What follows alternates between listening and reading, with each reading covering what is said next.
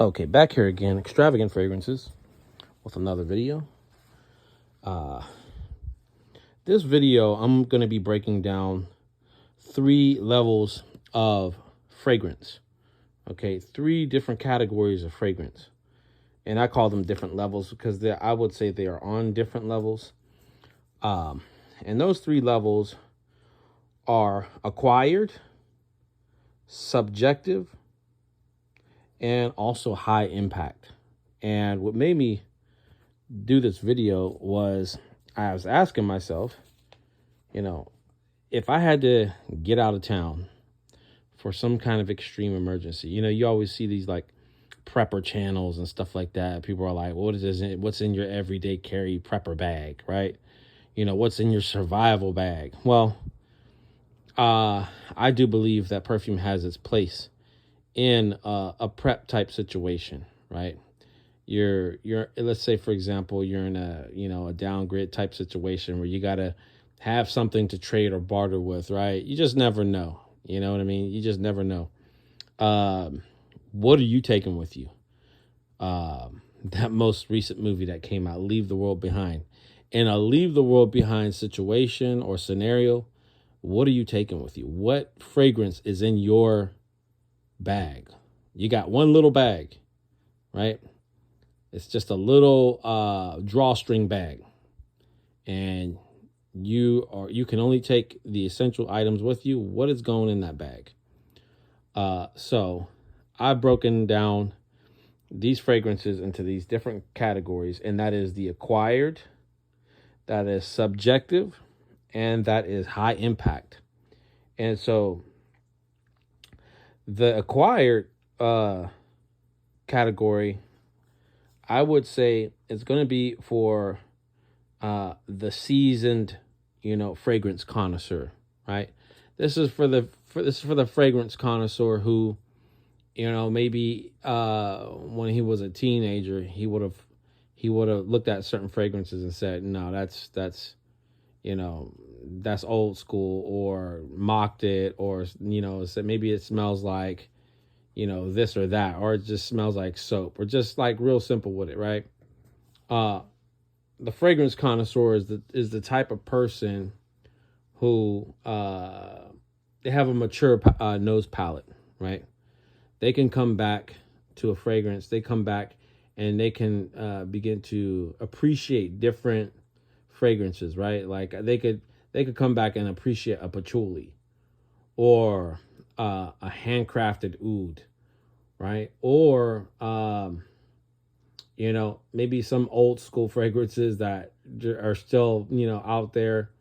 You know what I'm saying? They have a wide nose palette, right? And what they like, the general population might not like. Okay, so that's what I would call the acquired category.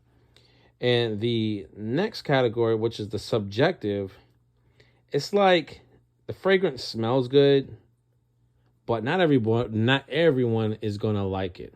Okay, everyone will say, yes, smells good, no problem. Yeah, it's fragrance, perfume, smells good, but it doesn't strike the same reaction with everyone.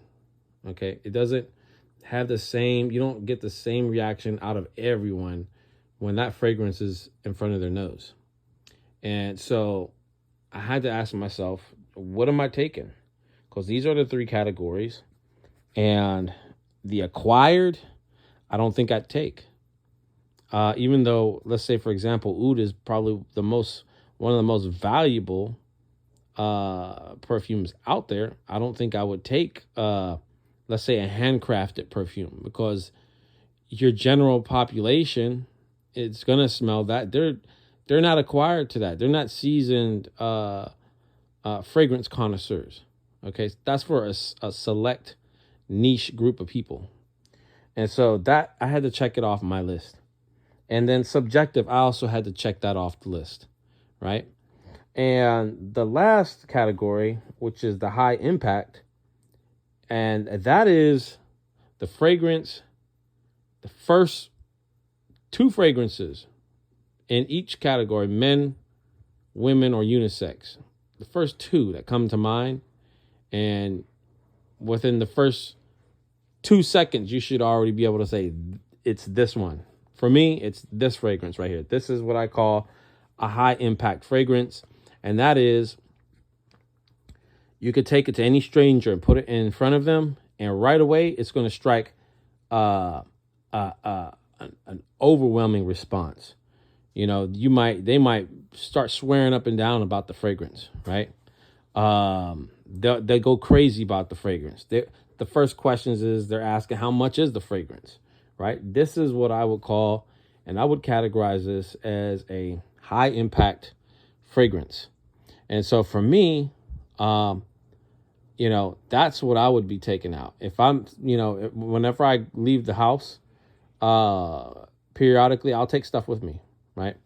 So, and it's funny, I actually went to the masjid the other day, and I put some, the Invictus aqua on, the imported version. And I said, well, I better take the canister with me because you just never know. And as soon as I walked in the door, one of the brothers was like, hey, what you got for me? and he ended up getting a bottle of that stuff. So, I'd like to know, what are your fragrances? If you were in a scenario where you had to get out, you can only pack just a handful of items in one little drawstring bag or a small bag, what's going in your bag? What are you taking with you? So I hope this helps. Hope you like this content. Like, subscribe, share, and let me know your thoughts. What are you carrying in your bag if you had to get up and out? Take care, everybody.